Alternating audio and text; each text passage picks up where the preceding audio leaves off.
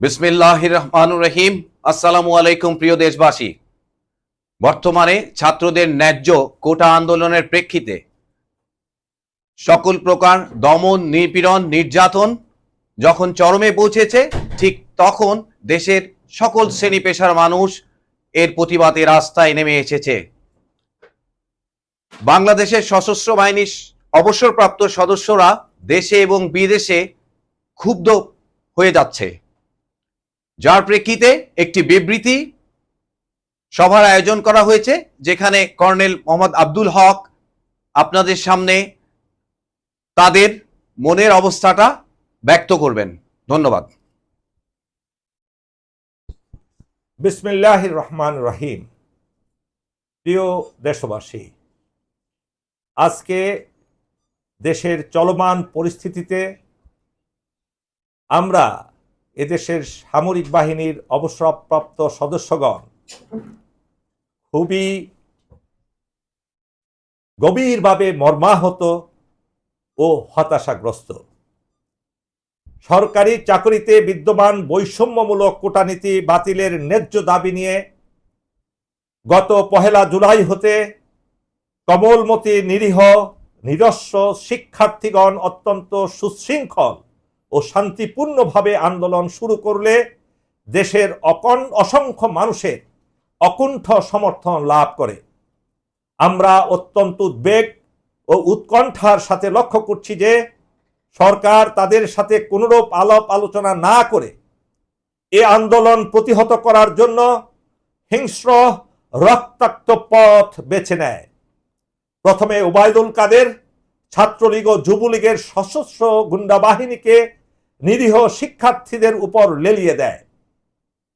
তাদের বর্বরোচিত আক্রমণে নিরস্ত্র আন্দোলনকারীদের অনেকেই নির্মমভাবে হত্যাকাণ্ডের শিকার হয় এবং অসংখ্য আন্দোলনকারীকে গুরুতর আহত ও গুম করা হয় এবং এর প্রেক্ষিতে অসংখ্য লোককে দলে দলে গ্রেপ্তার করা হয় যারা আন্দোলন করছে।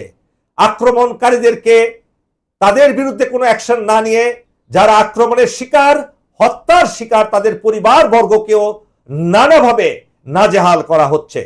শুধু তাই নয়, এই কোমলমতি শিক্ষার্থীদের প্রতিহত করতে বর্বর বাহিনীর সাথে যুক্ত হয়েছে আধুনিক অস্ত্রে সুসজ্জিত বিজিবি, র্যাব, আনসার ও পুলিশের নির্বিচার আক্রমণ।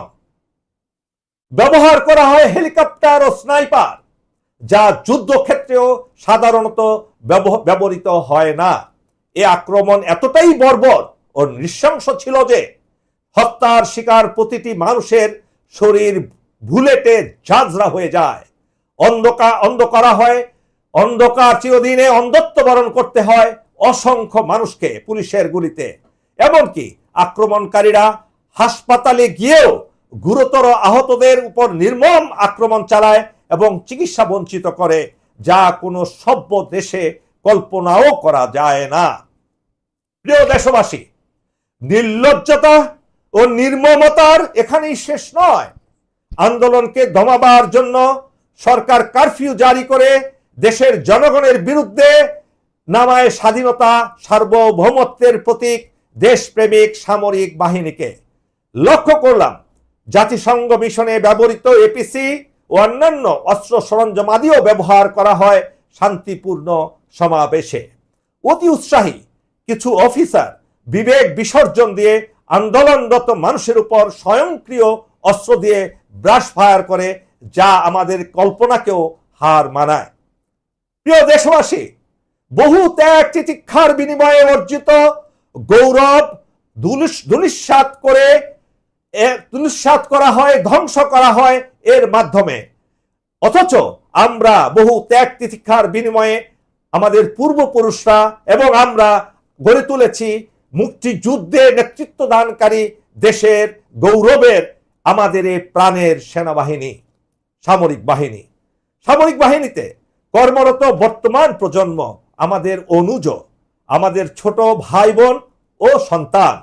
তারা ইউনিফর্ম পরিধান করে বিদায় অনেক কিছুই খোলাখুলি বলতে পারে না।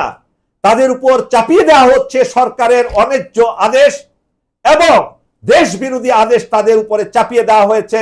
তারা যেহেতু কথা বলতে পারে না, তাই আজকে তাদের পক্ষ থেকে তাদের কথাগুলি আমরা আপনাদের সামনে তুলে ধরছি, তাদের মনের কথাগুলো। আমাদের দায়িত্ব তাদের অগ্রজ হিসেবে, আমাদের নৈতিক দায়িত্ব তাদের গঠনমূলক পরামর্শ দিয়ে সহায়তা করা। সুতরাং আমরা জনগণের বিরুদ্ধে এসব হীন কাজ থেকে সামরিক বাহিনীকে বিরত রাখার জন্য বর্তমান সরকারের সংশ্লিষ্ট সকলকে আহ্বান করছি। প্রিয় দেশবাসী, এত অল্প সময়ে নিজ দেশের মানুষের শান্তিপূর্ণ আন্দোলনে রাষ্ট্রীয় অর্থে লালিত বাহিনীসমূহের মাধ্যমে বিশাল এ হতাহতের নজির বিগত 100 বছরের ইতিহাসে এদেশে তো বটেই, বিশ্বের কোথাও মিলবে না। এমন হত্যাকাণ্ডের নিন্দা বা ধিক্কার ও প্রতিবাদের উপযুক্ত ভাষা আমাদের জানা নেই।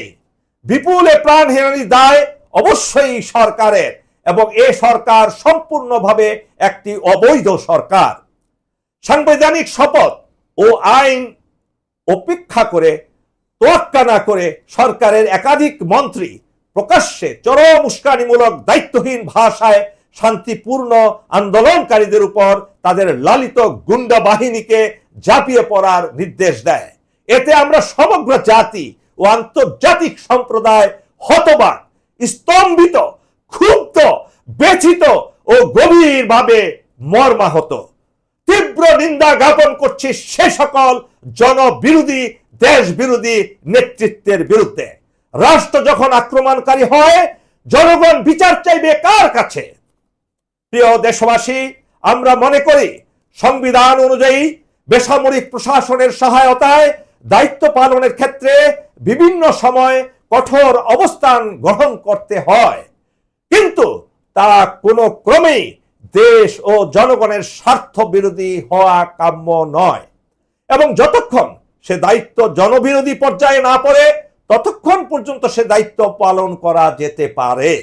কিন্তু জনবিরোধী, দেশ বিরোধী হওয়ার উপক্রম হলেই তা থেকে বিরত হওয়া অবশ্যম্ভাবী হয়ে যায়, আবশ্যক হয়ে যায়। এই বাহিনীর সকল সদস্যগণ এদেশের সাধারণ জনগণেরই অংশ। বর্তমান অবস্থার প্রেক্ষিতে ছাত্র জনতার উপর মাত্রাতিরিক্ত বল প্রয়োগ, তাদেরকে দেখা মাত্র গুলি করার নির্দেশ, সেই নিরিখে সম্পূর্ণরূপে অবৈধ ও জনবিরোধী। এমনকি যে সংবিধানের দোহাই দিয়ে তাদের নিয়োজিত করা হয়েছে, সে সংবিধানের মূল চেতনার পরিপন্থী এটা একই সাথে ফৌজদারি অপরাধ। একই সাথে যে সকল ছাত্র ছাত্রী এবং জনগণকে হত্যা করা হয়েছে, তাদের আত্মীয় স্বজন, তাদের বাবা মাকে পুলিশ, এই দেশের নির্মমভাবে পুলিশ তাদের বিরুদ্ধে নৃশংস অভিযান চালাচ্ছে। রাতে গিয়ে, গভীর রাতে বিভিন্ন বাড়িতে গিয়ে তাদের উপর হানা দিচ্ছে। প্রিয় দেশবাসী, বর্ণিত অবস্থার প্রেক্ষিতে আমরা সরকারকে পরামর্শ দিচ্ছি, অবিলম্বে দেশপ্রেমিক সামরিক বাহিনীকে এই নিষ্ঠুর অপারেশন থেকে প্রত্যাহার করে ব্যারাকে ফিরিয়ে নেওয়া হোক। শুধু সামরিক বাহিনী নয়, এদেশের হত্যাকারী পুলিশ বাহিনী, RAB, Bangladesh border guard, Ansar, সকল বাহিনীকে প্রত্যাহার করতে হবে। কেননা এদেশের জনগণের, এদেশের ছাত্র ছাত্রীদের, এদেশের আপামর মানুষের তাদের মুখের ভাষা কেড়ে নেওয়া যায় না। প্রত্যেকটা মানুষের তাদের নিজস্ব মতামত প্রকাশের স্বাধীনতা আমাদের সংবিধান দিয়েছে।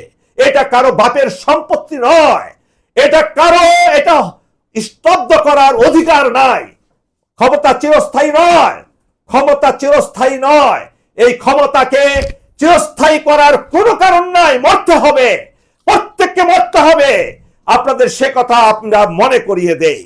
একই সাথে সামরিক বাহিনীর সকল অফিসার ও সৈনিকদের আমি সকল অবসরপ্রাপ্ত কর্মকর্তা, জেসিও, এনসিও, সৈনিক বৃন্দের পক্ষ থেকে উপরে যে উল্লেখ করেছি সে কার্যকলাপ থেকে বিরত থাকা থেকে সংবিধানের মূল দাবি অনুযায়ী জনগণের পাশে থাকার জন্য বিনীতভাবে অনুরোধ করছি, আহ্বান জানাচ্ছি। প্রিয় দেশবাসী, আমরা মনে করি এখনো সময় আছে সামরিক বাহিনীর ঘুরে দাঁড়িয়ে এ কলঙ্ক মুছে দেওয়ার, একই সাথে কলঙ্ক মুছে দেওয়ার। মনে রাখতে হবে আমাদের প্রিয় সামরিক বাহিনী, এ দেশ স্বাধীন করেছে আমরা, আমাদের পূর্বপুরুষেরা। আমাদের সামরিক বাহিনী না থাকলে কিয়ামত পর্যন্ত এদের স্বাধীন করার ক্ষমতা কোনো নেতার ছিল না। সারা দেশবাসীর নেতৃত্ব দিয়েছে স্বাধীনতা যুদ্ধে আমাদের সেনাবাহিনী। এ কথা ভুলে গেলে চলবে না। এই সেনাবাহিনী সারা বিশ্ব জুড়ে আমাদের সামরিক বাহিনীকে পরিচিত করিয়েছে এবং সুনাম অর্জন করেছে দেশের জন্য। এটা আমাদের ভুলে গেলে চলবে না, সেটা অনেক বড় অর্জন। এই অর্জনকে আমরা ধূলিসাৎ করতে পারি না। একই সাথে আমি সরকারকে অনুরোধ করব, গণহত্যার সাথে জড়িত পুলিশ, বিজেপি, র্যাব ও গুন্ডা বাহিনীর সকল সদস্যদেরকে অনতি বিলম্বে গ্রেফতার করে দ্রুত বিচারের আওতায় আনতে হবেই হবে। যদি আপনারা না পারেন, এ দায়িত্ব জাতিসংঘে অর্পণ করেন, কেননা জাতিসংঘ এর চেয়ে ছোটখাটো ঘটনা নিয়েও তারা অনেক বড় বড় কাজ দেখিয়েছে। সুতরাং সরকার অবশ্যই দেশের সকল জনগণের 99% জনগণের এ দাবি মেনে নিতে বাধ্য। একই সাথে একটি প্রতিবেশী দেশের নির্মম নির্লজ্জ উপদেশ থেকে বিরত থাকার জন্য আমরা অনুরোধ করছি। না হলে এর একটি এমন প্রতিক্রিয়া হবে, প্রিয় প্রতিবেশী দেশ, এই প্রতিবেশী দেশের উগ্র একটি রাজনৈতিক দল যারা দেশ চালাচ্ছে, আপনাদের অস্তিত্ব কেন, আপনাদের দেশের বিরুদ্ধে এই দেশবাসী চলে যাবে, তখন আপনাদের অন্য কোনো উপায় থাকবে না। প্রিয় দেশবাসী, পরিশেষে আমি বলতে চাই, আমরা বিশ্বাস করি জনগণ এখনো সামরিক বাহিনীকে তাদের আশা ভরসার স্থল হিসেবে বিবেচনা করে। সামরিক বাহিনী সদাচরণশীল হলে, মানুষের সাথে সৎ ব্যবহার করলে, মানুষের মতো ভালো ব্যবহার করলে জনগণের সে আস্থা ফিরে অবশ্যই আমরা পাবো। আমরা সেই সামরিক বাহিনী পেতে চাই এবং পূর্বে আমাদের যে বিশাল অর্জন, সে অর্জন কোনোভাবেই আমরা হারাতে চাই না। তবে তা হতে হবে পরিস্থিতি খারাপ হওয়ার আরো আগেই। সে নিশ্চয়তা আমরা আমাদের অভিজ্ঞতার আলোকে দিতে পারি। আমরা মনে করি দেশের মালিক জনগণ, কোনো ব্যক্তি নয়। দেশের মালিক জনগণ। আবারও বলছি, দেশের মালিক এ দেশের জনগণ। এটা গণপ্রজাতন্ত্রী বাংলাদেশ, এটা বাংলাদেশের মানুষের দেশ, কারো বাপের দেশ নয়, কারো পৈতৃক সম্পত্তি নয়। কোন দেশের সাহায্যে আমরা স্বাধীনতা অর্জন করিনি। 30 লক্ষ শহীদের বিনিময়ে দেশের স্বাধীনতা অর্জিত হয়েছে। অসংখ্য মা বোনের ইজ্জত লুণ্ঠন করা হয়েছে। লক্ষ লোকের এই দেশের মানুষকে বিসর্জন দিয়ে আমরা স্বাধীনতা অর্জন করেছি, কারো দয়ায় পাইনি। উপর আল্লাহ, মহান আল্লাহ পাকের সাহায্যে, আল্লাহ পাকের ইচ্ছায় আমরা স্বাধীনতা অর্জন করেছি। কোন দেশ যদি দাবি করে তারা আমাদের স্বাধীন করে দিয়েছে, সেই কাপুরুষদের বলতে চাচ্ছি, তাহলে আপনারা স্বাধীনতার যুদ্ধের শেষ প্রান্তে সেই দেশে দখল করতে আসতেন না। আপনাদের বিশাল সংখ্যক সেনাবাহিনী নিয়ে এসেছিলেন এই দেশকে দখল করার উদ্দেশ্যে, স্বাধীন করার উদ্দেশ্যে নয়। তাই আমি সারা দেশবাসীকে আহ্বান করব, আমার প্রিয় সেনাবাহিনী, সামরিক বাহিনীকে আহ্বান করব, চলুন আমাদের নিজেদের দেশকে রক্ষা করার দায়িত্ব আমাদের। আমরা যাতে আমাদের স্বাধীনতা, সার্বভৌমত্ব বিলীন না করে এটাকে রক্ষা করতে পারি এবং হত্যাকাণ্ডের, নির্বিচারে হত্যাকাণ্ডের সঠিক বিচার পেতে পারি, সে কাজ করে যায়। আল্লাহ আমাদের সহায় হন। মহান আল্লাহ তাআলার কাছে সর্বশেষ আমরা সাহায্য প্রার্থনা করে আমাদের ব্রিফিং শেষ করছি। আল্লাহ হাফেজ। বাংলাদেশ জিন্দাবাদ।